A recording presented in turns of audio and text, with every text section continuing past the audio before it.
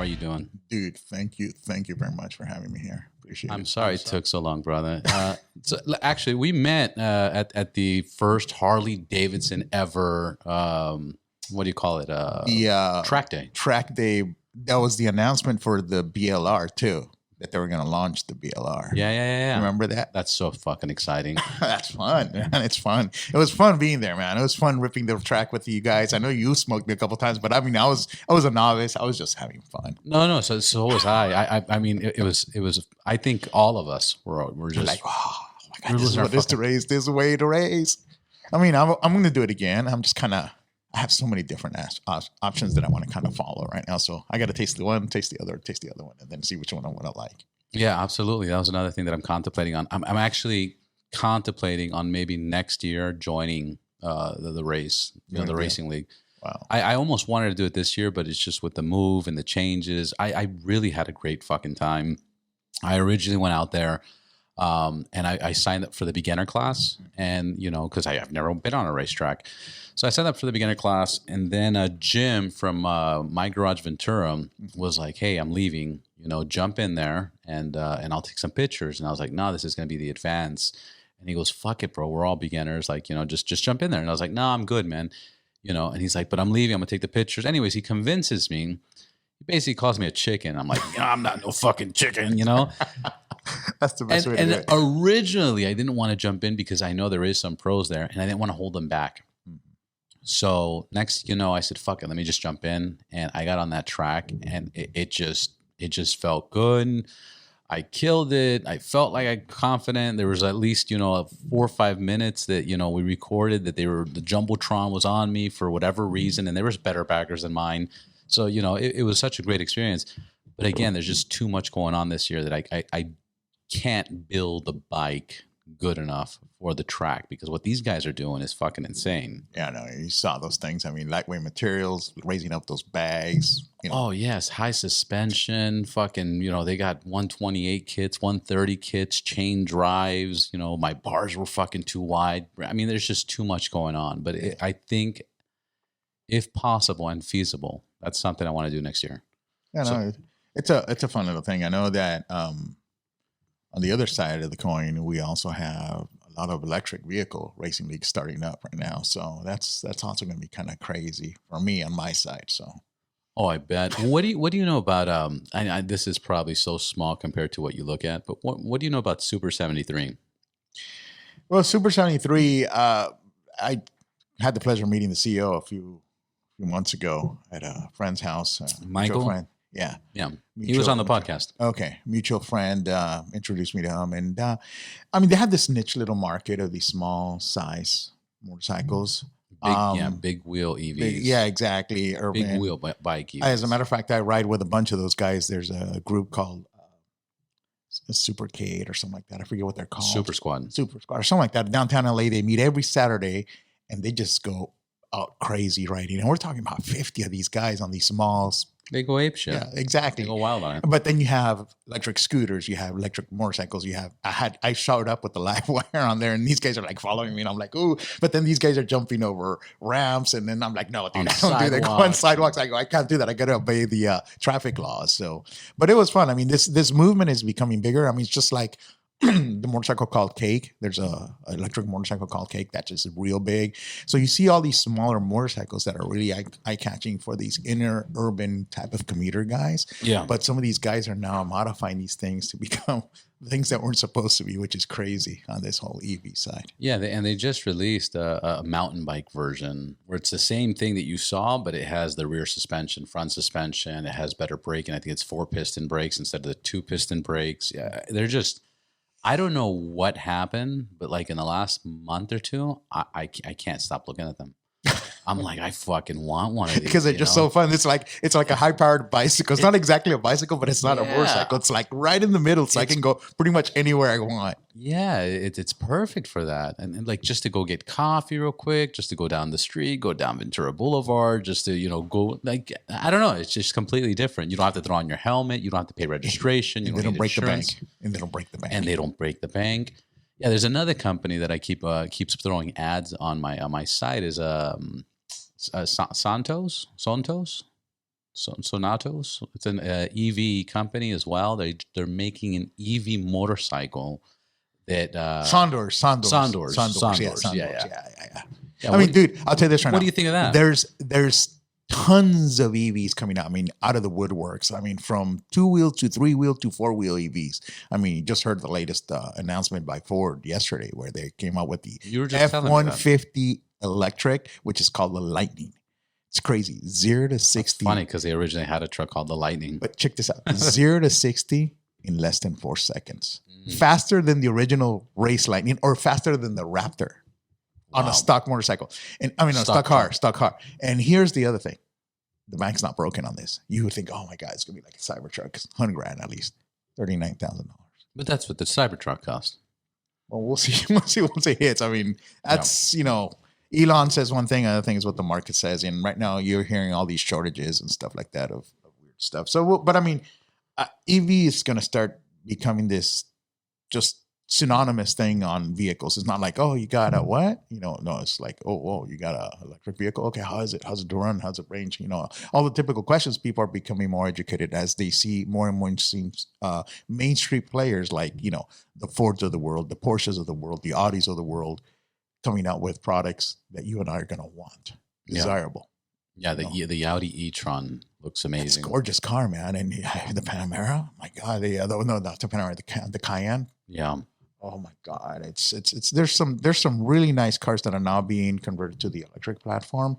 The Taycan, which is the flagship EV car from Porsche, that thing outperforms the current Tesla. I mean, and yeah, it's a Porsche, but when you sit on it, you know why you're paying that. Why is EV? I gotta say, which we'll talk about the live wire. Mm-hmm. I gotta say, when it comes to EV, except for Harley Davidson, it's pretty affordable. Like it's fair price. I haven't seen nothing ridiculous. Like, oh my God, that's way too much money. Are you talking on the 2-wheel side or on the 4-wheel? It doesn't matter. Well, because I seen like you look at the e-tron. I saw the Audi e-tron. They had a lease promo. $549 or something. Yeah, I mean, because it's Audi exactly electric vehicle. Get out of here. True. I mean, on the lease side, you're finding a bunch of low price or good deals because they want to get that into the consumer's hands, into the consumer's grasp, so they can then get them addicted to that. Because once you go electric, I'll tell you this right now, it's hard to go back. Yeah, I made that jump back in 2013 when I bought my first Nissan Leaf, and I enjoyed not having to go to a gas station. I enjoyed going to my destination, plugging in, coming back home, plugging in, and forgetting about gas. That was the best sensation. I mean, I got pissed off when I had to stop at a gas station. And the only reason why I stopped by a gas station is to take a piss or buy a beer. That was the only reason why I would do that. Ever since then I upgraded to the Teslas. Once the Tesla became an affordable car, I jumped into a Model S early on. And then from that moment on, I just been EV 100%. Now the next logical step for me would be either a sports car or a family sedan or a truck, which are the 3 cars that are coming out right now. You have the Tesla Roadster, you have the Lucid Air, or you have the Ford F-150 or the Rivian truck, which are about to hit market in the next 2 years at the most. So then the choice is a lot easier. So you're not stuck with one particular brand at one given time like Tesla. I love Tesla. Don't get me wrong, I'm a Tesla fan, but at the same time, when you have other people now offering different things that Tesla's not offering, you start going, maybe I should look at these guys now. Yeah. So those are the things you're starting to see now. Now, to answer your question, why are they expensive? Well, I'm not saying they're expensive. They're affordable. How are they becoming affordable? Well, now you have economies of scale. You have a larger demand, even though it's a small segment of the overall vehicle sales, whether it's a motorcycle, which is a real small sliver, or a vehicle sale or a car sale. Now you're getting more and more people interested, and now obviously the demand is higher.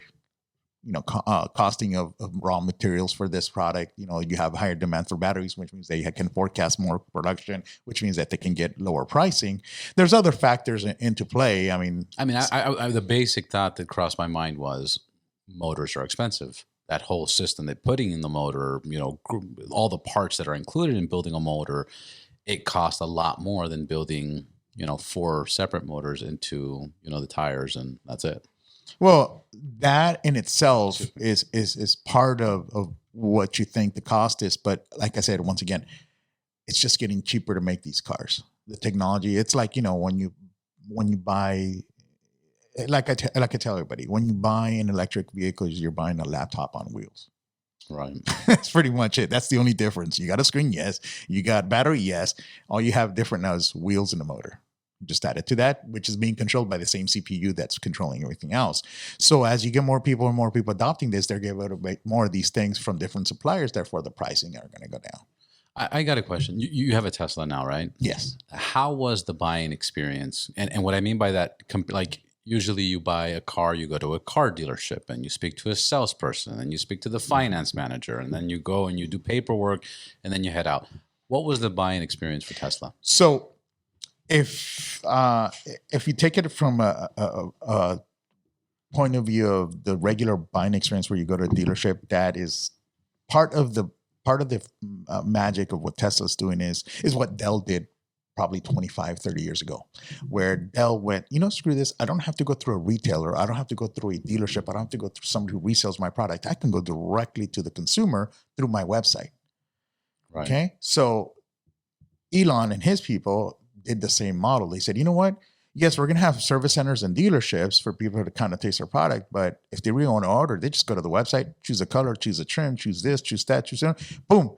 And then just in time manufacturing starts building the car. So when they're ordering something on my site, the car's not ready. The car's going to be ready in a couple of weeks. And then we keep them updated on how the car's going through our assembly line. And then we send them an email saying, hey, your car's going to be delivered to such and such dealership of ours, such and such state. So you can go out and pick it up and take it out. That's the buying experience. Unlike a dealership where you go out there, you feel, you smell, taste the car, you get to drive it. Yes, you can do that with Tesla. You probably have one of their floor demos. You go out for a test drive, but you're not going to be able to take that car unless you've already pre-ordered it. But most of the times, is the dealer demo is for you to get kind of enticed and hooked. And once you're hooked, the next thing is they'll go to the website for you and they'll fill out all the information. Boom, boom. They'll put all the details of what you want your car to look like, feel like, and smell like. And then, a few weeks later, I remember when I bought mine, they were promising a 4-week delivery time from the moment you ordered. So that was the buying experience. And then when you got there, it was like, okay, I'm here to pick up my car. And they had this welcome sign, welcome Diego to the Tesla family. And they would have you in this glass closed area where a guy would walk you around the car, sit you down, show you how the whole system worked. Obviously, like I said, it's a computer on 2 wheels. So they would teach you how to use it and how to roll out and how to do this. And if you had any issues, the customer service was supreme. And you walked out, everybody's taking pictures and clapping. And you're like, whoa, I feel like a rock star. Yeah. That was a time. But I have not bought a Tesla in the last 5 years. But, that was the experience that I got when I bought my Tesla, which was they used to call it the Tesla delivery experience, as a matter of fact, because it was just this whole rock star like atmosphere that you got. You would go out there with your umbrella and your mug, said Tesla, and a little black bag. You're like, whoa, this is pretty cool. Good. You feel, I just got a car that, the 0 to 60 in less than 4 seconds. And, I don't have to charge up and I get unlimited free charging on this Model S that I have. God, what can be wrong with this? And, everybody looks at this and, oh my God, you drive a Tesla. Now you do that. When I bought my first Tesla, people are going like, you got a what? A Tesla what? And I was like, oh, you drive a Tesla? Yeah, it's an old one, but it's still a Tesla, dude. It's still Tesla. Yeah. So, it's fun. So now that whole atmosphere is kind of disrupting the rest of the industry because this guy, he developed a product, under the premise of getting a Lotus converted to a working electric vehicle, which is what his first Tesla was. And then he said, from that moment on, once the proof of concept was done and people wanted this, I'm now going to build my own sexy looking electric vehicle. Because at that time, any other electric vehicle looked nasty. I mean, it was ugly. People didn't want to buy them. But as soon as he came out with that Model S and he put those performance specs on it, and then he started making performance versions, people started kind of looking at. Then people were asking, okay, what about the charging situation? Don't worry about the charging situation. I'm going to build this network called the supercharger network. And anybody at any time can charge up for free at the time. Yeah, that's pretty much gone now. I'm also going to build my own battery capacity, my own battery factory, so I don't have to rely on Samsung or LG, whoever else, to provide my battery pack. So this guy kind of grabbed the whole supply chain and grabbed it by the neck. And now he negotiates directly with the utility provider saying, hey, I got a supercharger station. I got the biggest network in the world. Give me a good price. So that's why you're able to get, if you don't have free unlimited supercharging on Tesla, you get really low rates because this guy negotiates like crazy for you. What are the rates? Like let's say I don't know anything about EV. I buy a car. What am I spending to charge it? So basically, just to give you an idea, a Tesla So the way you fill up a car is by kilowatt hour. You know, how many kilowatts it takes to fill up that battery. Right. Normally a Tesla battery pack is 100 kilowatts. So you're normally paying on a Tesla between 10 to 12 to 14 to 18 cents a kilowatt hour. So it takes, you know, a good $8 or $10 to fill up a Tesla at a charging station if you're paying under the Tesla pricing. Right. If you would go to another network, just like we have gas stations like Union 76, Shell, and all these there's different companies now like Electrify America, ChargePoint, EVgo, which are now infrastructure or energy providers for cars that you're going to start seeing popping up. And if you haven't already, you'll see them at Walmart's, at, you know, anywhere where there's a parking lot and they're able to get a concession, they'll throw down a few chargers in there. Now, I just have a lot of questions about these chargers. These chargers that I see, like in Santa Monica, in the parking lots and everything else, you still got to pay for that. Yeah, so how does that work? So those are the third party networks, right? That I'm telling you that are not Tesla. Those are you would download an app that is part of that network. So let's say it's Electrify America, and the story in Electrify America is interesting because they started because of the whole diesel debacle from VW. Interesting. So the billions of dollars that they had to pay, well, the U.S. government gave it to individuals to start this company called Electrify America. So they came out of Dieselgate is what they call that. So you open up an account with that network, download their app, open up an account, and obviously when you download the app and open up the account, you got to back it up with a credit card. So every time you go to one of those stations, you swipe your phone in front, or you go to the phone and say, I'm at this station, start session. You start session, you plug in. And then after you're done, it says your session cost you $8, $12, $14. It automatically debits it from your account. Or sometimes they prepay your account $30, $40, and then it just starts kind of consuming. Once you get to a certain level, it replenishes it. Interesting. But for each of these charger stations, for each brand, you got to have. Yeah. It's just like when you have a debit card for, you know, mobile, debit card for Union 76. So it's something similar, but not as analog, more digital now. There are some companies that are trying to kind of conglomerate all that. And so you just have one account and it kind of funnels it off to different ones, but that's still not a standard yet. And that hooks up to your Apple Pay? Like that'll hook up to your Apple Pay or to your PayPal account. Exactly. You can make some money off of that. I mean, save some money and not make money. Save money off of that. And watch the tapping on the table because everybody hears that boom, boom, and click, click, click. Okay. So the charging stations, you can trigger all those payment methods through your phone. So technically you can show up to a charging station without any cash and you can easily start a charging session, whether you swipe the phone in front of the charging station or you run the app and tell it to start the session. So it's really simple. They're making it easy now. So it's not a procedure where it's complicated. Tesla has even made it easier because it's tied to your Tesla account. And if you have unlimited free supercharge, just pull up to a charger station. The charger station already knows you're there without even letting letting them know, because he has this neural network running where each car is communicating all the time to this cloud connector. And this cloud is telling every station where you're kind of driving by. So it says, hey, Diego's driving by the Ventura station. Diego just drove by the Ventura station, so he didn't stop by. Oh, Diego's now driving by the Thousand Oaks station. Oh, he pulled in. Okay, we know he's expected. So when he plugs in, that connection time is less than 10 seconds by the time you get off. So he does that because he controls the whole ecosystem. Other charging networks, they have to kind of negotiate this whole transactional first. And then once you're negotiated, that's when you start flowing juices. So it can take you upwards of 35, 40 seconds. You know, there's still a lot of quirks being kind of addressed by it. They're doing now the method similar to Tesla where you pull it up and, you know, just kind of swipe it, basically just plug in it. Car talks to the charging network and it says, hey, this is Diego's car. Okay, I'm going to start charging and I'll charge his account. Whoa. But those are the things that are kind of being worked on as we speak. Yeah. So then the plug is the same plug as for your Tesla for your motorcycle? So no. So because you have a live one. Tesla, since they were the first boys doing something at this scale, they created their own standard. You know, they created the Tesla plug, the Tesla charging network, which is only proprietary to Tesla. And the plug is proprietary to Tesla. Then when other companies like Nissan, Toyota, and all these other companies started making cars, they went through the standard that is universally accepted. That standard is, it was two standards. One called a CHAdeMO standard, which has now been discontinued, which is this big fat connector. For New York's more streamlined called the J plug or the CCS plug. Okay, J plugs are the plugs that you use for low wattage or low voltage charging.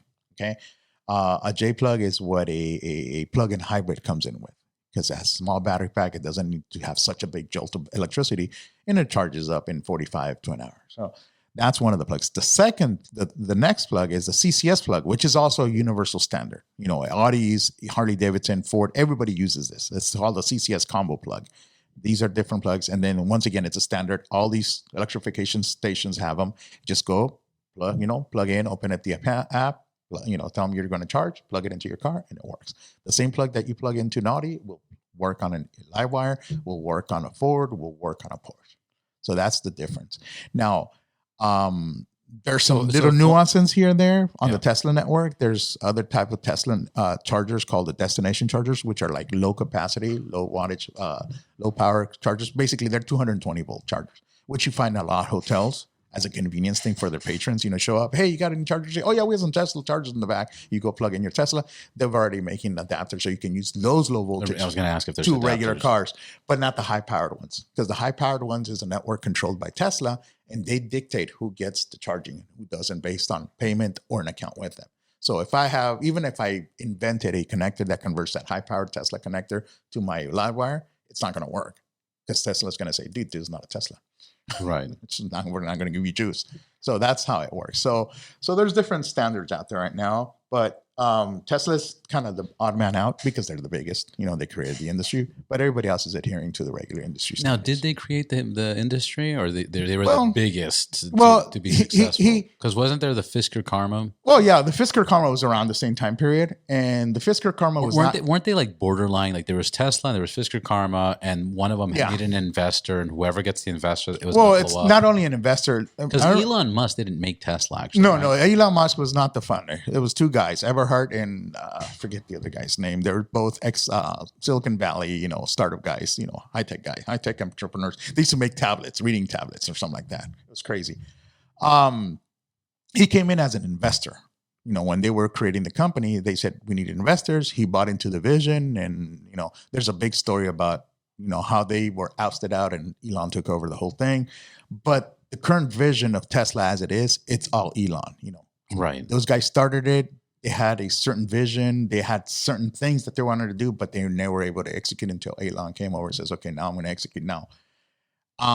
What he did, it was a big gamble. There was a point in time, he even said it, there was a point in time that he was ready to liquidate everything he had because he just couldn't afford to keep this thing open. It just one more day, and he was able to scrounge them up. And now, they're the most valuable car company in the world right now, based on capitalization. But and that's recent. But mind you, they're turning a profit not because they're selling cars. They're turning a profit because they're selling Bitcoin. They're selling energy credits. That's how they're making their money. Right now, they're not making money on cars. As far as I know, they've never turned a profit on cars yet. Yeah, because I know some big investors, and they were, especially back in 2016, 2017, they were saying what Elon Musk was doing was a joke. Not one investor got their money back. Don't invest. He's crazy, This was from a real extreme, investor point of view. They thought he was a fraud. 100% they thought it was a fraud. Obviously, the believers and people in EV vehicles are like, oh, this guy is, Yeah, this guy's the next Messiah. He's the next Messiah. He's a disruptor. And now I'm like, oh, man, Elon Musk is the best. Like, I actually want to I'm missing a poster, and I want to get an Elon Musk poster where he's just smoking the fucking weed. Yeah, exactly. And that's what's cool about it. The Neuralink, the SpaceX, I lose my shit with fucking everything. Did you hear the spec of the latest sports car he's going to come out with in a couple of years? The Roadster? The one that's going to hover? Yeah. 0 to 60 in 1.1 seconds. Yeah. Dude, you're going to have to wear a spacesuit. It's going to hover. You're going to have to wear a spacesuit. Yeah, exactly. It's going to have thrusters. 4 to 6 feet. And it's going to hover straight for, I think he said 90 seconds or something like that. What the fuck? How do you stop something like that, dude? That's the question. You got no brakes. I don't know. Retro thrusters. Yeah, and he's just making it as an extra feature, like a little, what do you call it? One of the Easter eggs. Exactly. Yeah, you have an Easter egg. It fucking flies off the ground. And that's the beauty about his technology is that you buy a car with certain features. Did you buy the flamethrower? No, I didn't buy the flamethrower. I bought the tequila. You bought the tequila? Was that legit? Yeah, it was a tequila. Yeah, tequila. How many did he make? I don't know. I mean, you find them on eBay now for top dollar because people are just trying to sell them as high as they can. Fuck, anything I that he makes, a joke. No, dude. Anything this guy makes, people are just he's built out of this car company what Apple Macintosh fanatics were back in the 80s and 90s. You talked bad about an Apple, you got in a fist fight with somebody. Yeah. You know, same thing. You talk bad about Tesla, people are like, What? screw you, man. You know, each person has their own way of thinking. I've seen this Tesla movement grow. I mean, I remember when I first got mine, you would drive by and you see another Tesla, you automatically would wave at each other and you're like, oh my God, there's a Tesla, and they smile at each other. Now it's like you're driving a Tesla and the guys are driving a Tesla. I'll screw you, my Tesla's faster. Yours. You know, it's like this whole competition. It's no longer this brotherhood. Or you used to go to the supercharging station. Literally, it was a social gathering station because everybody get out of the cars and talk about their cars and this and that. And I love this. Now it's like everybody's in their car and just, you can see them all. They either watching Netflix on their computer or screen on their car or on their phones. Nobody socializes anymore. So that has changed a lot because now it became a mainstream product. It stopped being this whole Lifestyle. geeky, nerdy guy. Now, you know, anybody and their mother can have a Tesla. You know, you can find used Tesla Model S's for like $20,000, which is a perfectly good car. Just doesn't have all the bells and whistles that the new ones do. But still, I mean, I know somebody who just bought one for $22,000 and he's a 24-year-old kid. So I mean, Smart kid. yeah, I mean, he's got a live wire. So now he's like, dude, I'm in the lifestyle. Yeah. So it's crazy, but it's like I tell most people when they confront me, whether I'm on my Tesla or on the live wire, on whatever electric vehicle, I go, I'm not here to tell you that this is better than what you have. Don't get me wrong. I'm just hearing that there's another option for you to get around. Whether you believe that there's global warming or not, whether you think this is good for the environment or not, where you think this is nicer or not, it's just another way of getting around. And people like choices. I like choices. I don't like being pigeonholed that I have to use a combustion engine to get around. Well, give me something else. Okay, we got hydrogen. Well, hydrogen is kind of still the combustion engine thing. It's just kind of cleaner. Okay, what about CNG, compressed natural gas? Well, it's still kind of combustion. You know, it's a controlled explosion. Is there something else different? Well, what about electric? Well, either we don't have an explosion now. It's something different. And the characteristics on an electric vehicle, whether it's a bike or a car, the way it handles, the way the power curve on that, non-existent because it's constant torque. So, you know, it's a whole different beast. You know, it's all torque. Actually, yeah, right? it's basically, you know, from the moment you start. So it's at the end of the day, it's like people tell me, well, if it's all torque, why doesn't the bike just buckle on you and flip you over? Because it's all computer controlled torque. So the computer makes sure that those wheels aren't spinning too much, so they still have grip and they can take you on the road. Regular torque, just it'll flip that bike over and you'll be on the ground and the bike will be right on top of you. You know, so those are the things you gotta kind of watch out for. But I tell people it's like, you know, it's just another way of getting around. You don't have to love it. You don't have to hate it. It's just be open-minded. Before you go out and rip it a new one, get on it one. Go get on Porsche Panamera. Go get on a performance Tesla, or go get on a Livewire, or go get on Energica, which is another really good motorcycle that they use on Moto E. Imagine MotoGP now is at Moto E division, and those bikes haul ass, like no other bike. So it's just choices. And me personally, I like choices. I like to be able to define where I want to go, how I want to go, and how I want to get there, and what tool I want to use to get there. Yeah, and we've always had that option. We just have newer options. Exactly. The option was all based on a combustion engine. Right. Now we have an option that is not combustion engine, it's electrical. So that's the difference. Now, little tidbit of trivia here. The electric motor was invented before the gas-powered engine. Keep that in mind. So just that the powers of being, the economic factors, and all these other things made but all the Rockefellers exactly got rid of. Like, I mean, I was just listening a couple of years ago about a story on one of their stations that LA, out of all places, had the most trolleys in the world. We had the best trolley network, electrical trolley. I mean, we thought San Francisco was good. Yeah, Goodyear. Oh my God, Goodyear did it. Yeah, they killed all that stuff. Firestone.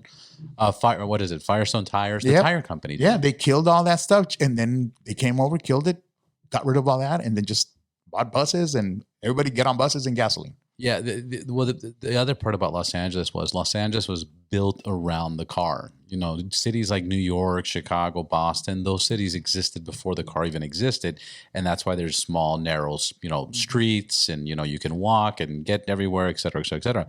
But Los Angeles, the car already existed. So when they were making the city itself, they were like, okay, let's make 2-3 lane fucking roads. Let's do bigger blocks. Let's separate the houses.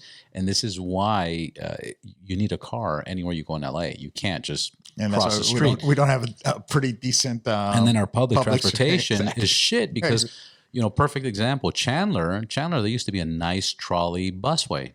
Well, in 1997, I think around that time, they said, hey, let's take out the train tracks. Let's take out trains. This is bad technology.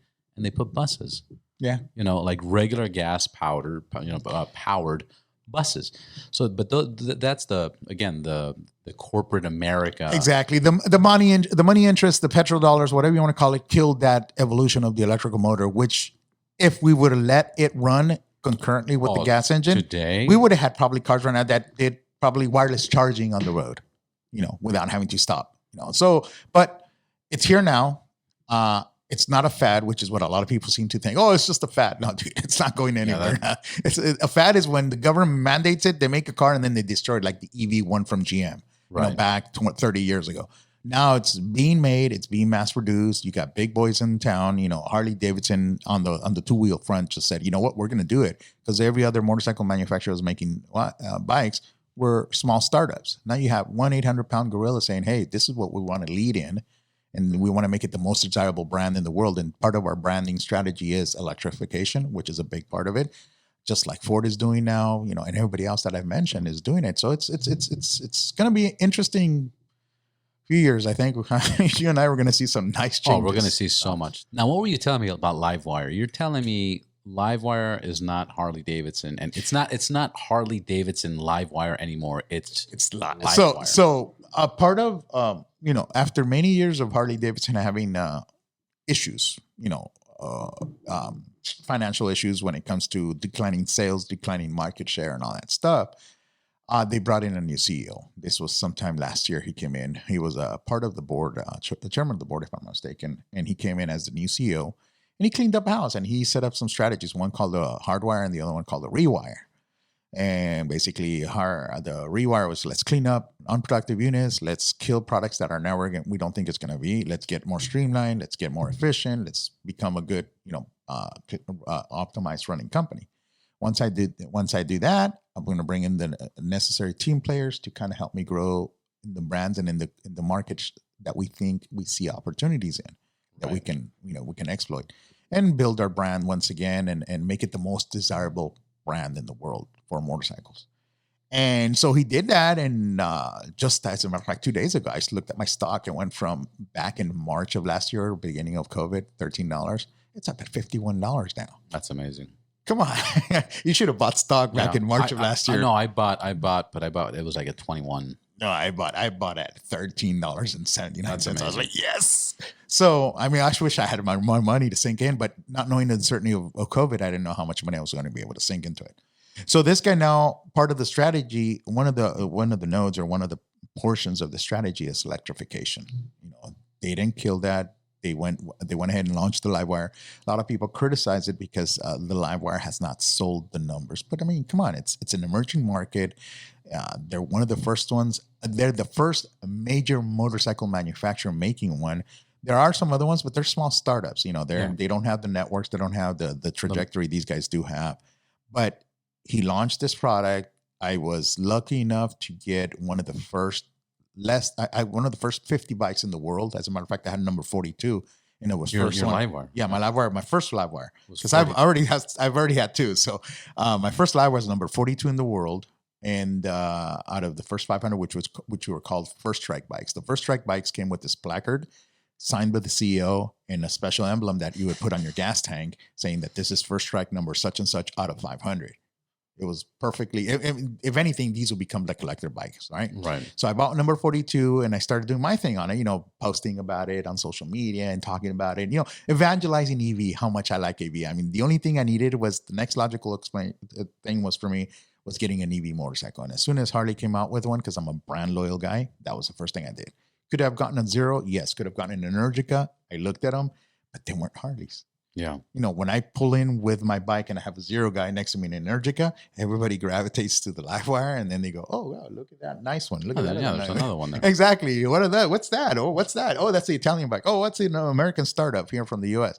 But that's the Harley Livewire. Oh my God, is it quick? They start asking all the questions. And it's pretty darn cool when you have that power attraction because of the bar and shield.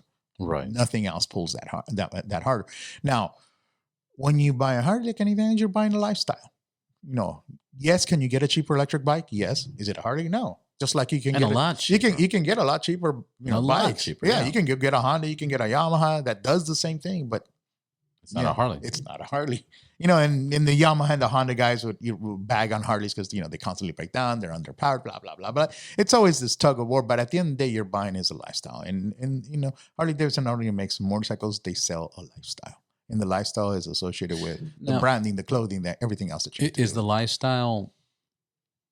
It's the same as it. Like, for example, when you pull up on a live wire, the Harley guys, do they lose their mind? Like, holy shit, that's a fucking motorcycle? Or is it like, it's interesting. It's an electric bike. It's an interesting thing. When you're a first adopter for this type of technology, you get all at the beginning, you get all the, I remember when I pulled into, it's Orange County more or less, right? That bar called Cook's Corner down in Orange County. Course. Yeah, Cook's Corner and the Hell's Kitchen up there. I would pull up in the live wire. I mean, literally, this bike was probably 2 weeks old when I would pull up in there, and you'd see these guys all drinking. You never watch me riding that piece of shit. They were just literally bagging on the bike, finding every single reason why this is a piece of shit, right? Right. It's not a real Harley and blah, blah, blah. Okay. Fast forward 2 years, which is where we're at now. I pull into the same bars now. And same drunk guys, or maybe new drunk guys, now they're more open-minded. Oh, that's the live wire, right? I heard it's quick. You start telling me, I do 0 to 60 in like less than 3 seconds, and I got instant torque, and I did that. Oh, you can't go far. And then I go, I beg to differ on that. I kind of broke that mold a year ago. I did 1,400 miles in 8 days, Okay. Time out. This is perfect time. Who are you?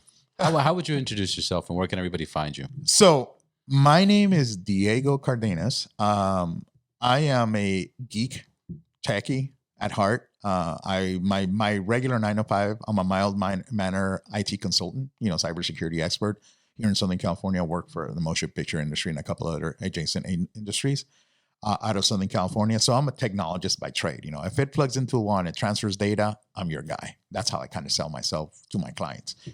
How do I define what I'm doing now? I'm just an evangelist. I believe in EV. I believe in the benefits that it has. I believe that there's we're parasites on this planet, and whether we like it or not, we're damaging it. There's cycles in life, things that happen. The dinosaurs just one day didn't get wiped out because they were smoking too many cigarettes or they were lighting too many campfires.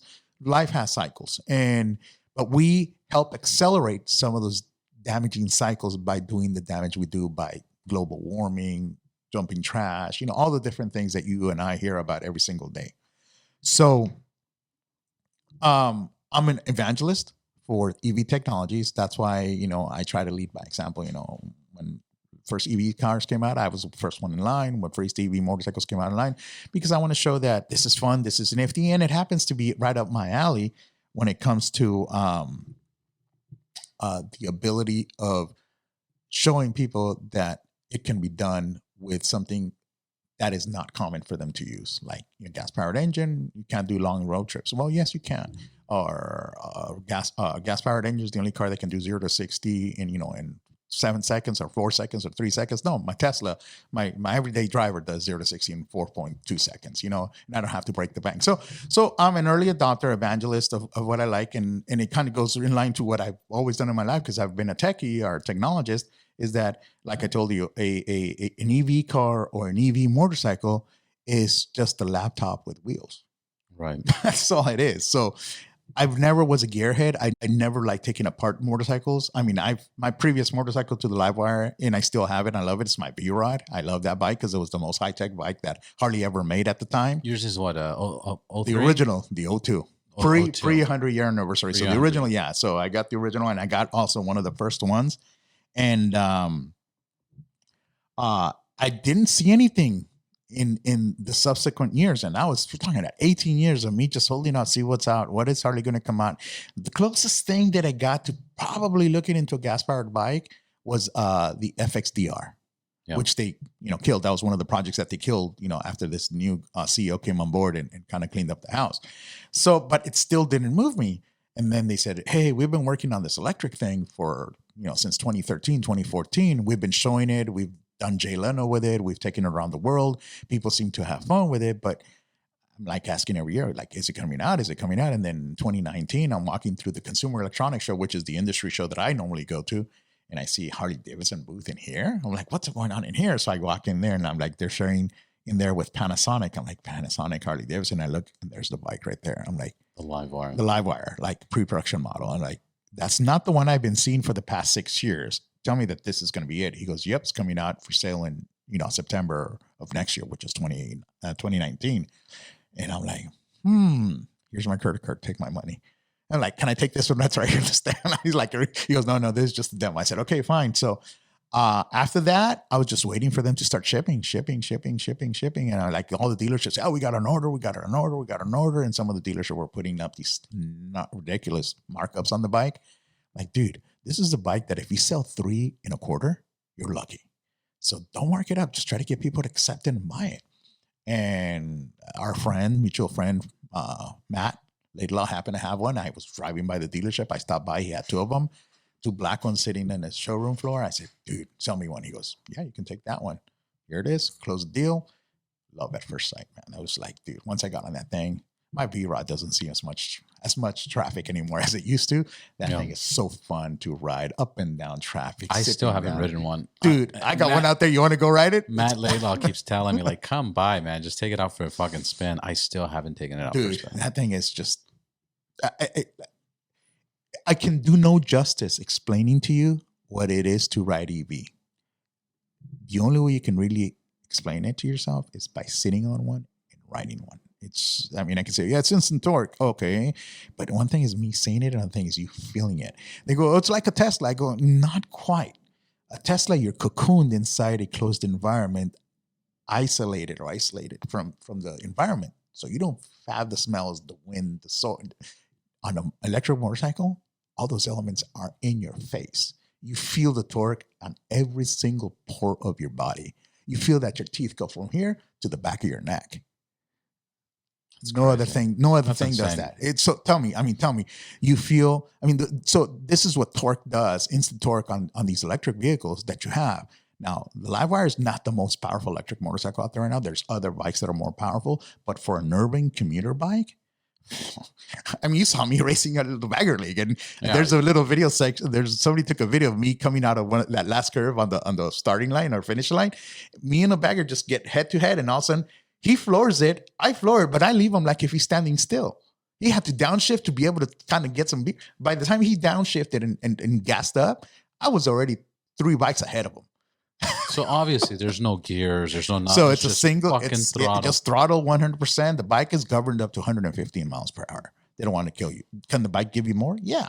But there's regulation. There's also power consumption. They don't want you to have a bike that does 150 miles per hour. And all of a sudden you're out of battery at, 30-mile range.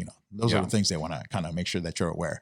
Has riding modes. It's a really interesting thing riding into going from gasoline powered to electrical. On one of the interviews that I had, they asked me, how do you compare a V-Rod, which was a pretty powerful bike for the Livewire, for Harley, and compare it to the Livewire? I go, a V-Rod to me is controlled chaos, right?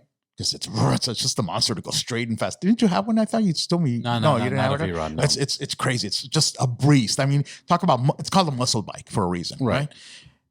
A Livewire is computer controlled chaos.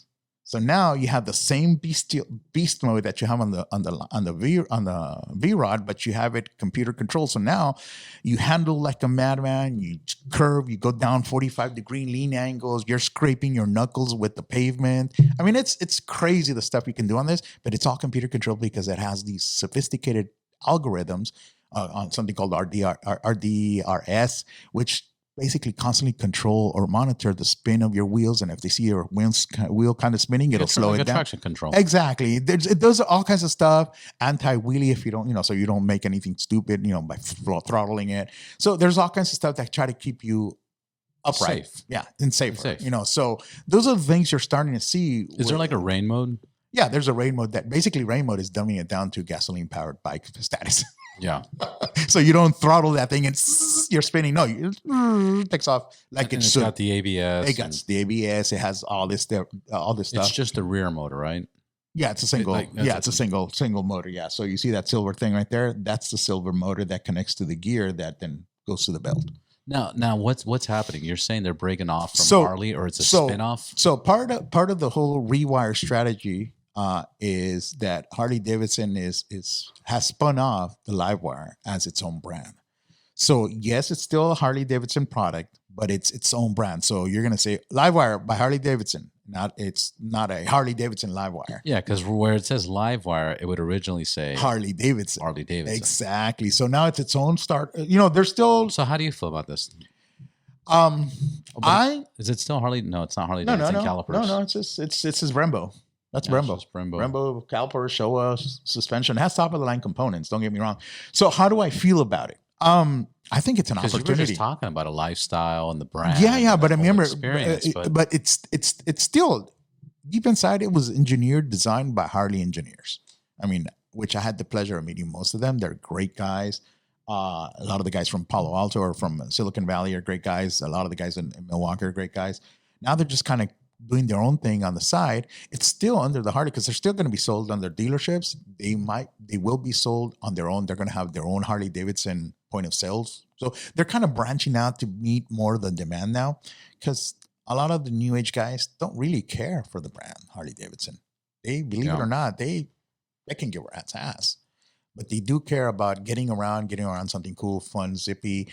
And whether you call it a Zero or you call it an Energic or Livewire, they want to be able to get into that. So if it means that we have to create this whole new structure to gain this new market, we will do that. And by the way, now that we're creating this new structure, now we get to do these different things that under the old structure were kind of hard because of the way we used to think. These guys are free to do, what they think is feasible. Want, yeah. Exactly. So shit. Are we going to see skateboards Livewire? I don't know. Are we going to see, motorcycles in Livewire? Are we going to see powered boats? Are we going to see? I don't know. I mean, the sky's the limit because they're their own little thing now. Yeah.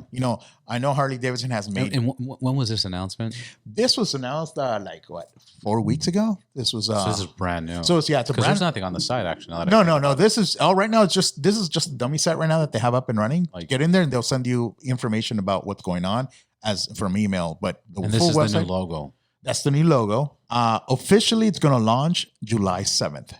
That's when they're going to do a whole press online event where they're going to say, behold, here's the Livewire. Behold, this is the 2021 model year Livewire or wires. We don't know yet. So they might have some new products. They might update this one. There's a lot of stuff, being worked on as we speak right now on launching this new company. So it's going to be crazy. So who knows? We might have sports bikes. We might have a bagger. We might have a tourer. I know. Did you see that April Fool's post? Did you post that or somebody posted I posted that? Yeah. Yeah. It looked like a Livewire bagger. It looked like a Livewire bagger. That'd be fucking insane. I saw that. I'd be like, I'd definitely get that. Well, no, don't be surprised. I mean, you're going to be seeing cruisers as the way technology is ramping up now. You're going to be able to see. I mean, just this weekend, believe it or not, I participated in a 500-mile race with a Livewire. It was 7 or 8 of us, electric motorcycles, who can get from Anaheim, Disneyland parking lot, to the Arch of Reno, Nevada, the fastest.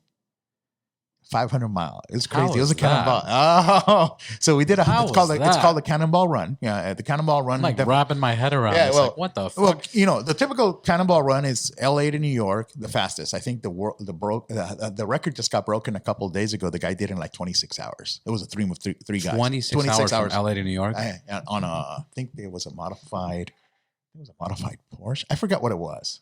But they modified a Porsche. They put an extra. They put a secondary gasoline tank in the back, so they would have a lot more. And then they had a spotter in the front, guy. You mean? Yeah, in the front and the back, wherever they just had extra gas. They had a spotter guy in the middle, and then 2 drivers, and then they would rotate around so they would stop nonstop drive. Whoa! For 27 hours. And the spotter was what, for police or something? Yeah, exactly. So if I had cops, remember Cannonball Run is it's no rules. Whoever can get there the fastest, and their average speed, from what I heard, was 103 miles per hour. And what is that? People just make some bets, put some money exactly. Bet some money in for bragging rights. You can make it across the country the fastest without getting popped. Wow. So what we did is we did a little micro version of that on motorcycles. They've done it already on EVs with Teslas. I think a guy did it in a few days. It was because of the charging stops. But we decided on doing our own little version of the Cannonball Run. We did the first annual Cannonball Run, which was me and 3 other guys who can get from Ontario, California to Las Vegas, the quickest. And it took me like 5 hours and 45 minutes. The fastest guy was like a little bit over 4 hours. It was insane. And that's including charge stops. Now, explain to there's me no way exactly to do it on one charge. No. So the range is not there yet. So basically, to explain to people what the gist of a Cannonball is applied to EV.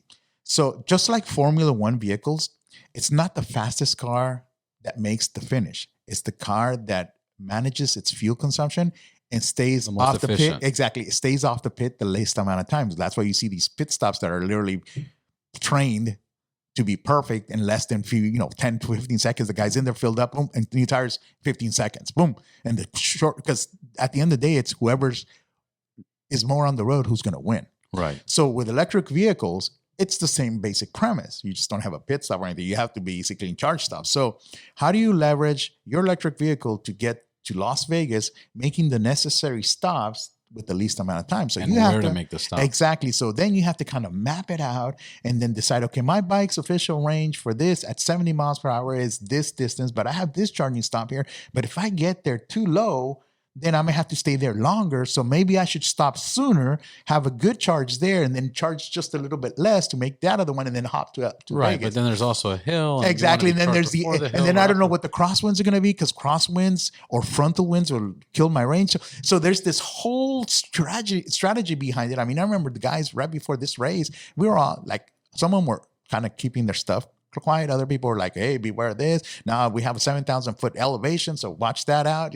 Everybody's kind of thinking what the best strategy is to get from A to B in the quickest amount of time on an EV. And for our last, this run that we did, so the first one was LA to Vegas. This one we just did was Anaheim to Reno. The winning time was a little bit over 11 hours or 45 minutes or almost 12 hours. That's That's insane. including maybe 3 or 4 charge stops that he had to do. He did it on an Italian Energica bike. It was crazy. It took me 16 hours to do because I took the long way around. I went through this safe approach. Fucking calculation, you went the long way around? Well, there's another reason why I did it. I mean, I got a bigger ride coming up in the next couple of weeks, and I'm testing out a bunch of new hardware modifications I did on my LiveWire, because my LiveWire is, believe it or not, I don't know if you saw the movie Long Way Up. Did you hear? You know who Ian McGregor is? Yeah, of course. So Ian McGregor and Charlie Borman. They had like $100,000, $200,000 fucking LiveWire. Well, yeah, exactly. So the one-offs basically. So basically, these guys are known for doing these crazy adventure rides around the world, right? And a few years ago, they wanted to do Long Way Up, which was basically their current installment of their Long Way series, and they wanted to do something from South America all the way to USA. And they were approached by Harley Davidson, hey, why don't you try it on a LiveWire? They said, well, it wasn't really our plan to do that, but we would need bikes that are kind of off-roady like, right? Because we're not going to be going through freeways all the time. We're going to be going through whoever knows what. So they gave basically Harley Davidson within weeks, just a few weeks to grab stock LiveWires, production LiveWires, modified them to be adventure bikes. Right. And they did that. They grabbed a lot of the stuff from the current Pan America, suspension, tires, and a bunch of other stuff, raced them up. Swing arms. Everything. Yeah, they did all kinds of stuff. They changed everything. Yeah, they changed the bike, and they're pretty expensive bikes, but they were able to show that they were able to grab from Patagonia, Argentina, which is the furthest most south part of South America. They made the trek all the way across to LA and arrived here 3 months later, which was crazy. Now, how do you do for Hollywood dollars, Hollywood budget? Pre-production planning, they were able to kind of charge up in certain spots that another company by the name of Rivian set up for them. So they were able to charge up and eventually made it, and showing that electric vehicles, are able to make it. Now, what's the learning lesson here? And this is another one of the side stories that I give people, is back in the early 1900s when the gas-powered engine was, when the gas-powered engine was starting to be developed and mass marketed to everybody else on vehicles, whatever you want to call it, the number one reigning king was either horse and buggy or steam-powered, right? So when these guys came over with these engines going, hey, we got these engines you can put on your buggies and you can make them faster, people go, I'm not going to be able to go anywhere. Where am I going to get gasoline? I can't even make it to the next town. Yeah. But once the infrastructure was laid out, as we know it today, where there's gas stations pretty much every block and a half away, that problem went away. So the same thing is going to happen with electric once infrastructure is dead. The difference between infrastructure on a gasoline level is that you need a special dedicated spot. It has to be zoned. It has to have those tanks. You have to be able, all these different things. Right. To put a charging station, exactly. To put a charging station, as long as you have dedicated power for it or enough power to juice it up, you can put up a station. That's where you're starting to see, you see them at Walmart, you see them at Walgreens, you see them at wherever you can see a charging station, it's because they got a concession to be able to put it there. So there's really no limitation in how many stations or where it's how fast can we deploy them. And with the current government that we have, they're all pro EV.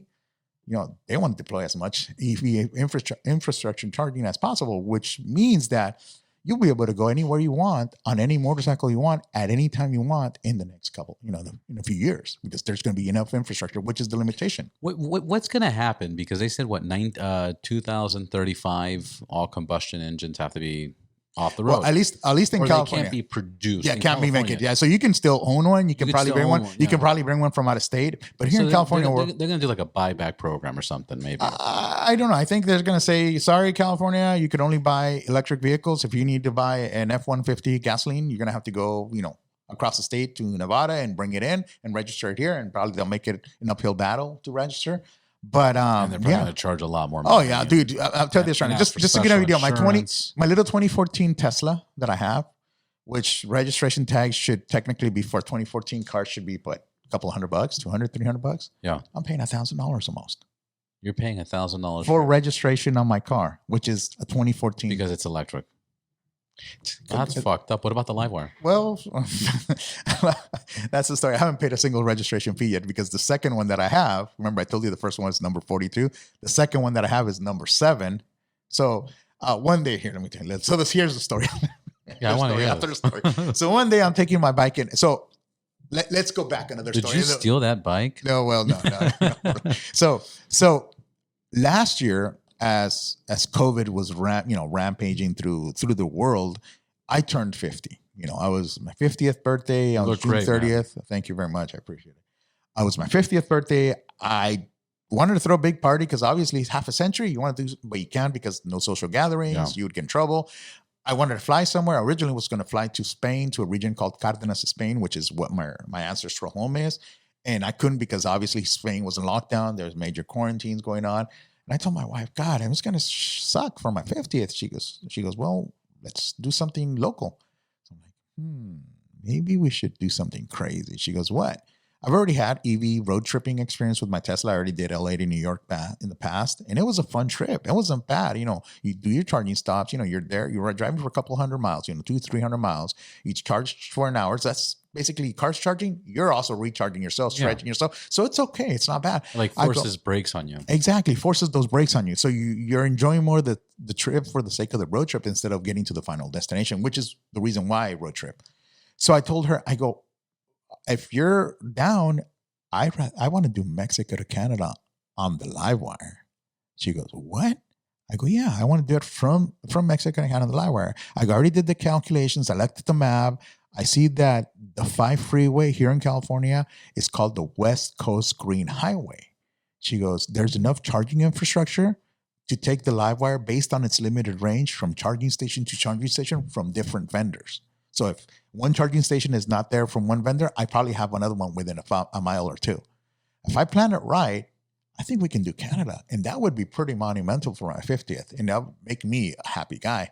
She goes, okay, let's do it. So I shot it out to my contacts at Harley Davidson because being one of the first owners of the Livewire and being the social media guy that I have like the biggest following and all that stuff because I've been doing so much with it since day one, I kind of shot it out to them. Hey guys, I'm planning on doing this. Just FYI.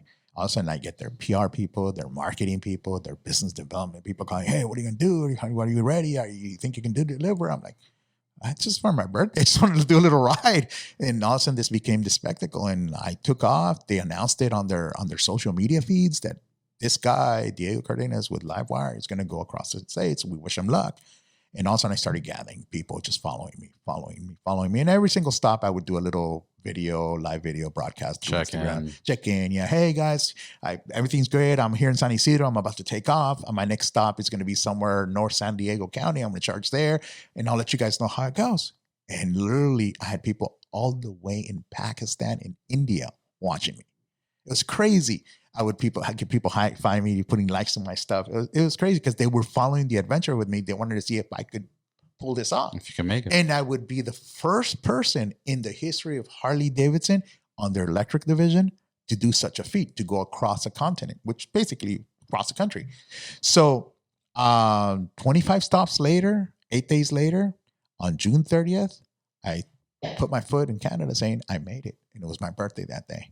Obviously, Canada didn't let me go across because they were with the lockdowns. They were only letting essential traffic going across. Fuck. They told me, even if you try. But you got a foot somewhere. Yeah, I got my foot in there. But I got pictures of the Canadian border. You know, it was and my wife brought this little cake and we cut it right in this beautiful part. Your wife brought a cake? What do you mean? Yeah, she bought it at one of my rest stops, you know, and then she had bought it. Fuck, that's dedication. No. She bought a fucking cake. Oh, no, there's a picture of me. If you go to my Facebook page and she rode with you? Oh, she's always been my spotter vehicle. Right. She's also a road tripping girl. I've never road tripped before. I mean, I never cared to road trip on a motorcycle or a car until I married her. Because her family was used to road tripping back in Colombia, where I'm from.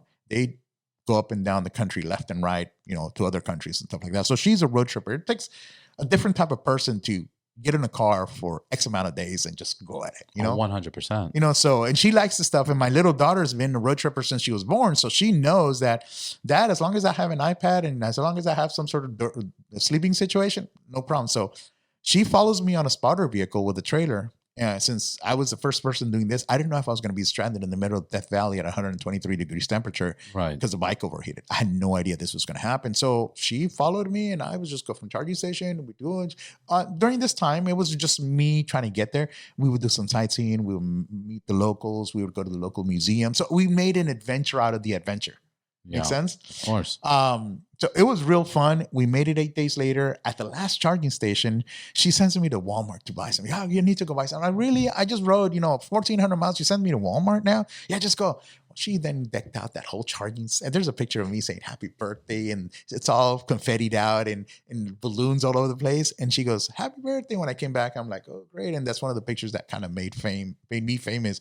This guy's at the last charging stop in Washington before going across the border, which is pretty nice, feeling. So I did a total of 1,405 miles in around 8 days. I could have done it sooner, but we had some issues and Matt, I detailed it all out. My wife passed out in the middle of the desert.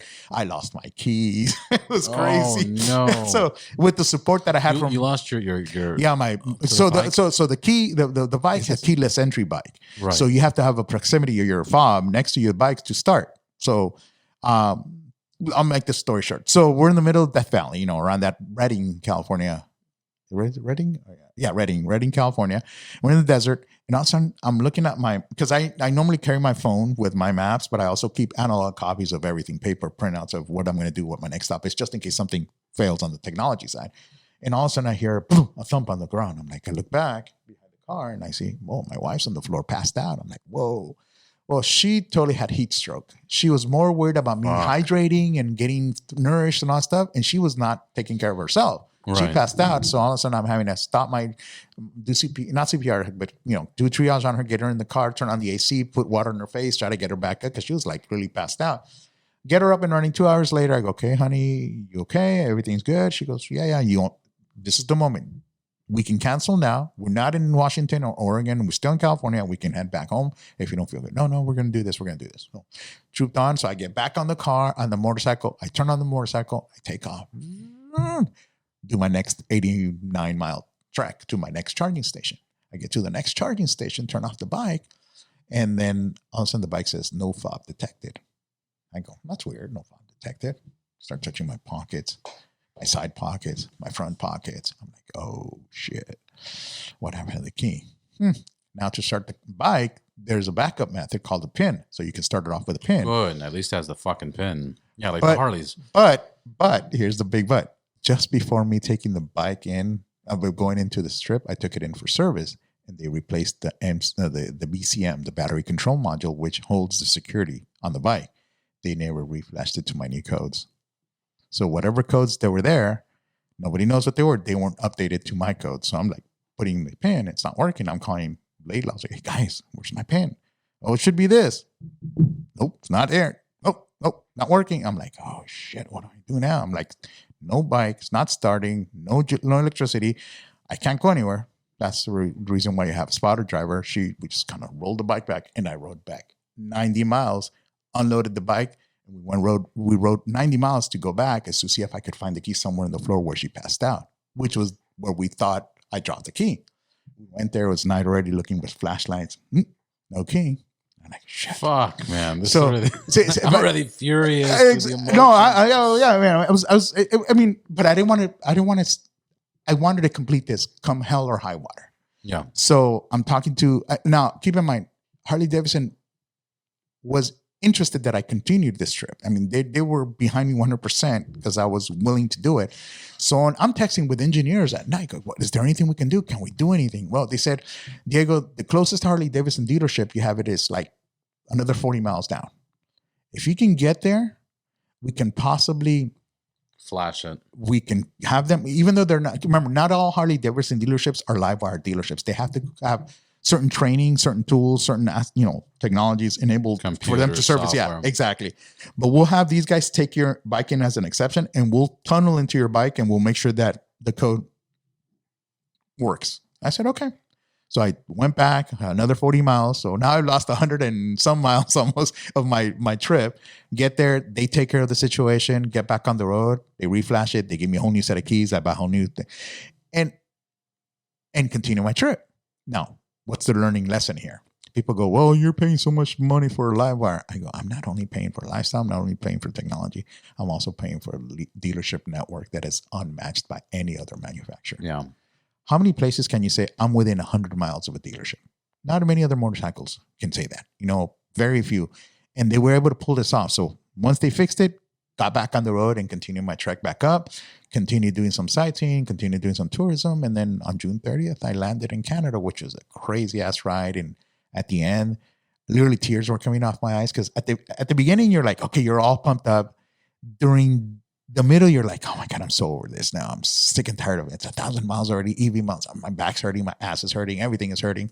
And then towards the end. Did you make any modifications like suspension or anything? Just stock. Stock. It's a bike off the dealership floor room.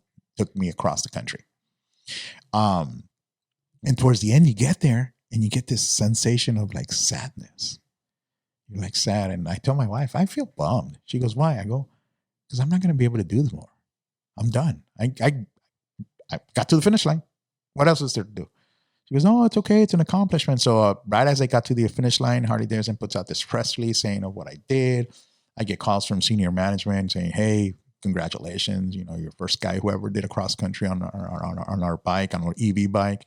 Love to hear your experience, what you like, dislike, and all that stuff. So I built even a better relationship with those guys at corporate, which is awesome. I mean, not many people have at a text message away the guy who spearheads the engineering team who developed the bike. Right. I can text him, hey, dude, I just saw this, and since then I've been a big time supporter. I tell when I talk to them, I go, I work for you guys, right? He goes, what do you mean you work for us? I go, yeah, because anything that I do reflects on your bottom line, which reflects on my stock that I own. So I kind of work for you guys. So whatever I do to help you guys, it helps me in the end. So I see myself as being part of the team. You should have said, you guys work for me, right? But I work for stock. And, so I have that advantage. So ever since then, I've been like their go-to guy. They constantly text me, hey, so how many miles do you have on it now? So what are you doing now? So, there was a how many miles do you have on your bike now? On the second one, 10,000. And on the other one? 15,000. Nice. In less than a year. Both of them were like year bikes.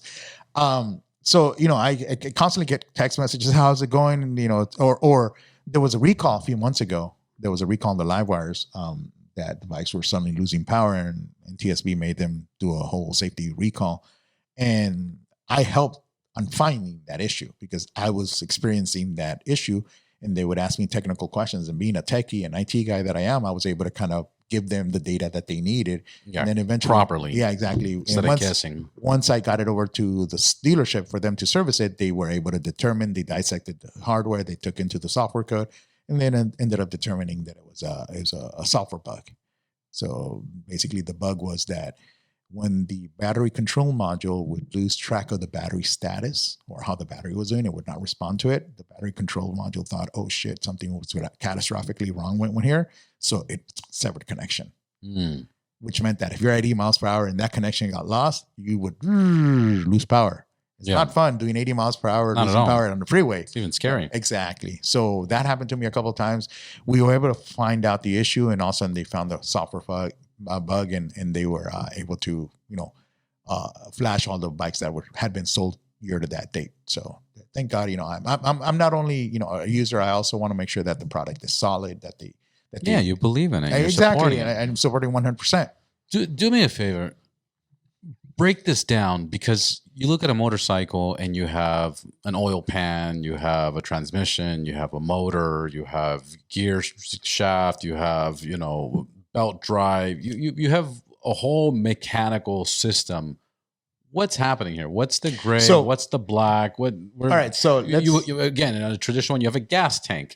so let's start off with the gas tank. So up on top where it says Livewire, it's a cover for the electronics that are controlling all the bike's functions. So you have the BCM battery control module and all these key components that kind of make this system work as a system. That's the brain? That's the brain. Okay. So in front of that, you have a little display, and you can't see it here, where you have your LCD where you see your tach and all, and not your tach here, your speedometer and all the different riding modes that you have. Now, why would you have a tach? No, you don't have a tach. I mean, it's speedometer. Okay. Yeah, it's a speedometer. So you would your instrument cluster. I mean, you can the motor still spins. It still has RPMs. Yeah, it's just that they're insane RPMs. No, even the Sanders had like a speed and tach, and I was like, why do they have a tach? But I'm guessing that's just whatever. Yeah. Okay. So then right below the battery, the Livewire name, or where you have all the electronics that control the system, you have this big black thing called the battery pack. That's your res. That's behind the fins. The fins right there. Pack. Those fins are basically cooling systems. They're dissipators, heat dissipators, because the battery pack on the Livewire is cooled by air. It's air cooled like their motorcycles. Yeah, nobody knows fins design better, cooling better than Harley Davidson. They've been doing it for 117 plus years. So they decided on going air cooling. And based on experts that I know in the industry, EV, they've taken my bike and other bikes, and when they first came out and they compare them to other bikes, they say that the Harley Davidson's cooling system is phenomenal. Nothing compares to it, even though it's not water cooled. That's crazy. They go, dude, you can charge nonstop and your bike never overheats. We charge 3-4 times. Our bikes have to go into this dummy mode so we don't overheat the batteries. Yeah. So your bike doesn't do that. So you have the res. It's called they call it the res storage system. I forget what the exact name is, but it's the res. And then below that bullet looking thing at the bottom, that's your electric motor. That's what makes the world go round. That's the electric motor, and then it's connected to a belt drive or a shaft? So there's a gear in the back, single gear, which then goes to a belt drive, which is belt driven. So that's why the bike is so quiet. You don't have a chain rattling. It's straight. As a matter of fact, the gear that they use on that, it's a beveled gear that has a certain degree of angle, because Harley Davidson is known for unique sound. Well, they couldn't stay behind on this one. So this bike, when I ride next to the other electric bikes, my bike sounds different. Yeah. So it's different humming sound than they do. It sounds. If you ever heard Tron, if you ever seen Tron, it's like a Tron bike. Yeah. Yeah. So it sounds different. It has its own unique sounds, and there's a bunch of other stuff behind it, So the stoplight is patented design, so when the live wire is running on you see a bunch of bikes and you can spot the live wire from far away. It's like, oh, that's a live wire, that's a live wire, that's a live wire. So the that red right there, is that reflector or is that? So that's a reflector on side, and then the back one is it's kind of curved. And then the turn signals are on the license plate. Yeah, you have the turn signals on the license plate. You have turn signals up front. You have this Daymaker light. It's really nice. All the components are there. A top of line racing components. So the brakes, as you can see, they're Brembos. The suspension is Showa. It's Brembo front and back, right? Yeah, Brembo front and back. Showa suspension, and it's adjustable. Oh, very nice. Yeah, so it's adjustable suspension. Front and back, right? Yes, front and back adjustable. Now, how's the suspension in the back? It's like a Softail, right? It's a monoshock? Yeah, it's a monoshock. It's a monoshock, yeah. Okay. So you can adjust the recoil and set the spring and all that stuff. So it's a really, really well put together bike. I mean, you can put it in race mode and then adjust the suspension. It'll ride like a freaking race bike. And what's the farthest you got on one charge? depending on how you ride it, and Hard as fuck. Running away from cops. you probably get 80 miles out of it. 80 miles. 80 miles. You know, you're at 70. Well, if you're doing 100 miles per hour, you're probably going to get 40 or 50. So when you're doing one of these runs for like 500 miles, so you got to kind of, you got to balance it. Exactly. You got to learn how to, I mean, your touring on electric is dictated not by the speed that you want to go, is by the range that you want to get to, where the next charging stop is or where the next charging stops are, so I can try to make that range. So if you know that your bike gives you freeway speeds 90 miles, you know, and my next stop is, you know, more than 90 miles, what do I have to do to sacrifice to be able to make that range? Yeah. Make sense? So yeah, if I know you might have to stop exactly, at 50 miles. Exactly. And do a little top off and make it there, or 2, drop the speed down to 60, 65, you know, or 3, draft some trucks, get in behind the truck, nice, you know, kiss their butt, and then just draft them. And then when you're drafting a truck, you can easily do 140, 150 miles, but the danger is drafting, you know. So there's a lot of tricks that you can do to be able to, or, you know, just go slower. You know, it's those are the things you can do. So there's a method behind the science, as they say. So you can easily, with a little planning and a lot of desire, you can technically go anywhere on a bike now. You know, I'm going to announce this on your show, is I will be setting sail July 1st, God willing, from LA to New York, this year's trip. So last year was 1,400 miles. This year I'm going to do a 3,000 mile ride. Holy shit. That's going to be an ass sore of a ride, but I am so happy to do it.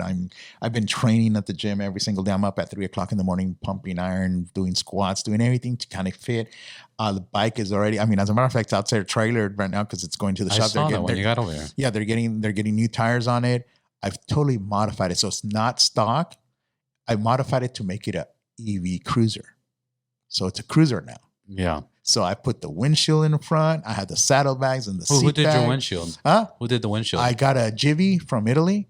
I custom made it. Nice. So I got the Jivy, but I custom fitted onto my bike. Nice. And it has a airflow windshield, which basically lets me lift it up and down on height. So you can tilt it and stuff. I can tilt it. On how fast you're going. I bought all my adventure riding gear. So I got the Pan America gear. I got the Pan America Revit suit. You got the Harley. The Revit suit. Yeah, I got the Revit suit. I got the Pan America gear. I saw the Harley adventure gear. Mm-hmm. It's kind of heavy. It looks good. Dude, it looks fucking nice. Dude, I took it for this. But it's so heavy. Well, it's layered. But it's layered.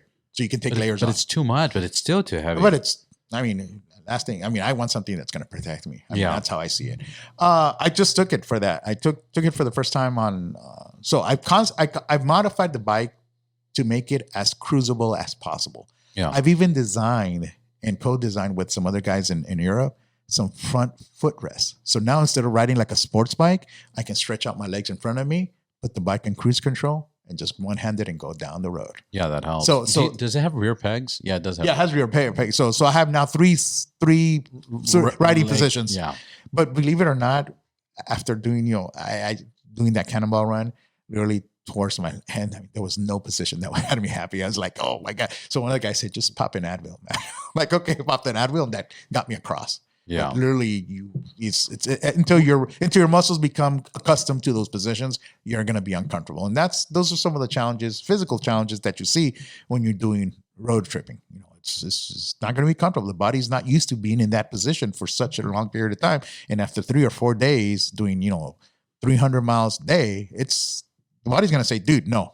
Enough. Dude, no. Yeah. Until eventually you're going to tough it out. That's where your mind kicks in and you start going, okay, should I stop this or should I continue? Is it worth it? Or, well, if you're really determined and wanting to do this, your mind's going to say, I'm going to tough through the pain. Fuck this shit. Right. Yeah, it's a mental game. Yeah. So then once you get to that mental state and you've toughed through it, then the body adjusts to that new position. I remember when I did my Canada trip, towards the end, I was in pain, like at 80% of the ride. And I toughed it out. But towards the end, the pain was gone. Yeah. We're gone. We're done. We're over. Yeah. The body's got used to this. It knows that every single day it's going to be doing this. So it just goes, or whatever, muscle memory just kicks in and did its thing. So yeah, I'm going to be doing that 3,000 mile run. I will be, if I complete it, God permitting, and God's always first, I'll be the first person who does a south to north and west to east run on electric Harley Davidson. Holy shit. In the history of the company. That's huge. That's a big fucking announcement. So here's one of the questions that people ask me. So what do you want to gain out of this? I mean, you making money? Are you are you getting famous? I go, no, I might have some fame, but I'm not I don't have a fortune. I go, I want my great grandkids and their kids and their kids' kids to go to the Harley Davidson Museum in 2099 and say, that was my great grandfather who did that. And everything that now that we're running around it is electric. And he was one of the pioneers. Just like you and I watched those old Harley Davidson vintage films from the early 1900s where you have all the explorers taking all these bikes. Yeah. I want to be one of those guys 100 years from now. Yeah. Or like the names on these posters right behind you. There you These go. are the original patents of Harley Davidson. There you go. 1922, 1924. So I want to be one of those guys on the EV side. I Yeah. want to leave my mark in history saying that this guy was crazy enough to grab this thing called a live wire and he went across the country on it by Harley Davidson. Now, am I the first EV guy doing it? No, there's been other bikes. Zero, there's one guy who's one of my mentors, his name is Ben Rynch. He's kind of mentored me and tell me what to do and what not to do for my first ride. So now I'm in that elite group of EV riders who can say we've done something out of EV consultants. Yeah, so we're like there's probably 5 or 6 of us who have really pushed EV to the limit. And I'm the guy for the live wire, and the other guys have done it on Zeros and a couple other bikes. Yeah, Zero's been around for a long time. Yeah, they've been around for. That's actually the only EV bike I've ridden, and I rode that in 2010, right when they started. Yeah. So I mean, they're great bikes. They just don't have the charging capabilities that the live wire has. So, but yeah, it's nice to be in such an elite club. People look at you, oh, Diego, we know Diego. Or when I pull up to a live wire dealership, let's say when I pulled into Reno. They go, dude, you're Diego. I go, yeah, I read your story on blah, blah, blah, blah. I'm like, oh, thank you. So you feel like a movie star and stuff, but my goal is to show that it can be done. Yeah. If you get an EV bike or if you get a gas bike, you can do it. It's not going to break down halfway.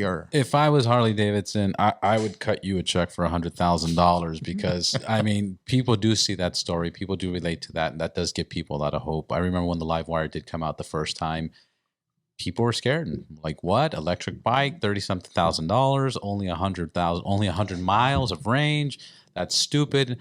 I was one of those people, 100%. Like, this is the dumbest thing I've ever seen. But now, because of people like you, and more people are doing it, it's changing how people see the market. I didn't tell you one of the stories. I mean, last year after my ride, I met this one young kid. His name is Jesse. And he calls me up. He says, Diego, I want to do something extraordinary like you did. I'm 24. You're like Diego the Explorer. Yeah, I'm Diego. Yeah, go, Diego. He calls me, I want to ride my live wire from Florida to Sturgis. That's like 2,500 miles.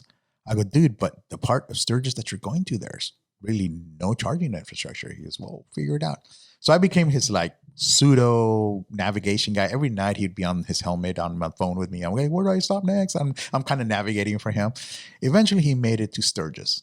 He had to sleep in a couple of park benches while he plugged in the bike to the wall, and a couple of dealership floors he slept in outside at night. So you could plug it on a wall plug? Yeah, you can plug it into a wall. That's a 110 level 1 plug, and it'll take 10 hours to charge up. Oh, I didn't know So that. he was able to plug in and slept it out, and then woke up the following day and continued to strip for some of those segments that were way past the limit. That's insane. 3,600 miles? 2,600 miles. You got to stop 25 times? Huh? You got to stop 25 More times? than 25 times. Keep in mind, it's not linear miles. You got to keep in mind. Right. A temperature, you got to keep in mind. So Inclines, you got to stop, and what's the fastest charge you can get? Depends on how depleted you are. I mean, it's because if it's 10 hours, it's charged. But that's for level 1. That's the slowest charge. Right. If he does high speed charging, it's 45 minutes. Okay. Or less, depending if he gets there. It's not the same thing charging from a bike that comes in at 50% charge versus a bike that comes at 1% charge. See the difference? Yeah, and you only charge enough to get to your next station. You don't charge 100%. If I know that my next station is 70 miles away, why do I need to charge at 100%? I just go up to 80%. Save time. Because the name of the game is to save time. Right. Have enough to buffer just in case you get to the station, it's not working or something's broken. But at the same time, you want to be able to get there. So I motivate this person to do this run. So I'm helping him out. He gets to Sturgis, right? Right. And he decides on entering the drag races against all the modified Buells, the modified Harleys, all the drag bikes. I'm like, dude, you're stupid. You're crazy. No, I can do it. So I call up one of our other live wire riders. He's an ex-racer, and he has a live wire. I go, dude, can you give this kid a call and give him pointers of what. He doesn't know what a tree was. That's how novice of a kid this was. He goes, give him some pointers on how to do it and how to get the bike ready. Okay. The kid gets up there and he starts drag racing all these bikes. Guess who won the freaking drag strip races last year at Sturgis? He did. He took the Jesse. He took it. That's fucking insane. Drove 2,500 miles on an electric bike, got on the races, and beat the shit out of everybody. They even told him at the end, we're going to disqualify you if you don't make it slower. Yeah. And you see on his last race, he kind of lets go of the throttle. You see the light go on so the other guy can catch up, and then he floated. That's fucking crazy. Yeah. But that's amazing because of people like him, people like you, you know, in the next 5 years, nobody's going to have to deal with those inconveniences. Batteries are going to be better. They're obviously going to put more chargers in more places. You guys are getting the worst of it now. Yeah. So the future riders don't have to deal with this shit. And what we're trying to do is we're trying to, like what you were saying, you know, the gas, you know, back in the days, there wasn't gas, you know, every you have to go to the local corner store at every single town and get a can, fill up your car, and go to the next town. And if the next town was past your range, you're screwed. You have to get 2 cans in. Yeah, because that's how it works. You watch Easy Riders, and you're like, man, they had a little peanut tank, and that peanut tank, you know, was what, 2 gallons or something like that. And then they had this fucked up. Well, I guess the CCs were a little bit lower, but you start looking about this trauma of how far and you know where's a gas station. First of all, where is a gas station if there is a gas station? So the key for this mass adoption is you know, it goes hand in hand. You know, getting the pricing of the stuff cheaper, getting more manufacturing on it, but also getting the infrastructure. Once you have all those points kind of pointing at the same place and going at the same direction, then the sky's the limit. Because how many did they sell last year? Those numbers are tight-lipped. They're Harley Davidson numbers, but the first 1,000 bikes were probably sold. I remember when I was because the first 500 bikes had that First Strike emblem. And every single person who got a First Strike bike, they would go to my Facebook page and sign up saying, hey, I got First Strike number 455, 456. So around, I would say March, April 2019 is when they hit the 500 bikes. Now, once again, it's not linear growth. I'm seeing more and more people join my Facebook group and my Instagram, following me, telling me that they have live wires. So if I would take a WAG, and you know what a WAG is, wild ass guess. Yeah. I would say it's probably around 2,500 to 2,000 bikes worldwide now, you know, which is not a lot in the scheme of motorcycles. I mean, but remember, it's a niche market. It's very small. So they are claiming that they're the number 1 sold motorcycle in the world. You know, other companies heckle at that going, whatever. But at the same time, you know, for Harley Davidson, for each one of Harley Davidson's dealership to sell 1 live wire every quarter pretty much outsells everybody else. So those numbers can be debated, but the only real numbers are known by them. I mean, really, my guess is 2,000 to 2,500 bikes worldwide. But that number is growing exponentially now. Every single day, I get somebody. Oh, I just got one. I'm thinking about getting one. You know, so I'm seeing more and more adoption, not as their primary bike, as the second bike. I'm seeing a lot more women riding them, and new novice people are now looking into them that can afford them. You know, so they're going, okay, I'm going to get a motorcycle. I like the live wire, you know, just because it's cool, it's different. So you're seeing a whole different demographic. It's not the baby boomer, the baby boomer. You know, he's not buying that bike, not even as a second bike. I have a few older guys. I'm probably one of the older ones, and I'm 50. I'll be 51 this year. So I would say the median age is a lot younger than me. It's a whole new market. That's what Harley's trying to do. Is trying to get into this new segment of upcoming people who. I can tell most guys, I go, you know, the ones that especially heckle your bike, I go, yeah, you know, see me riding this piece of shit. But at the same time, I go, dude, they don't care. You're going to die in a few years. They want the new guy behind you. They want your grandkids or your kids who be riding this. They don't care about you. You can still buy the Heritage Softails and you can buy the Ultra Glide and Electric Glide all day long, but they're not banking on you. If they bank on you, they're going to be bankrupt in 20 years. Right. So they got to build the future. And that's what they're doing right now. So. That's fucking crazy. Diego, we did an hour and a half. Please let people know. I appreciate for all the information. And we're going to follow up again once you maybe we'll follow up before you do your trip or when you get back from your trip. So July 1st is when I plan on doing the cross country. And where are you announcing this and where can people subscribe and follow you? Easiest way to follow who I am is if you type the word Diego on Google and type Livewire, you'll probably find hundreds of articles written about my cross country. In there, you'll take you to the links. But if you want to follow me on Instagram, which is one of the methods you can get a hold of me, is if you go to @D as in David, CAR70, DCAR70, just follow me. I'll be more than, I mean, you'll see it's me because it's all Livewire related stuff. I also have the community that I'm building and a Facebook page. The Facebook page is www.facebook.com/HD Livewire. So that'll take you to my personal page for Livewire. And in there, you can link up to the group, which is, the community that I'm building. Between all three properties, I have a few thousand EV fanatics, whether they own it, they're thinking about owning it, or they're just curious about EV and EV technology related to the Livewire. That's fucking awesome. Diego, thank you so much for your time. Thank you for being here. And until then, we'll see you next time. Yeah, we'll be here. I'll tell you how it goes on a 3,000-mile ride. Dale, chico. And we'll do a Spanish one next. Yeah. Okay, brother. All right, man.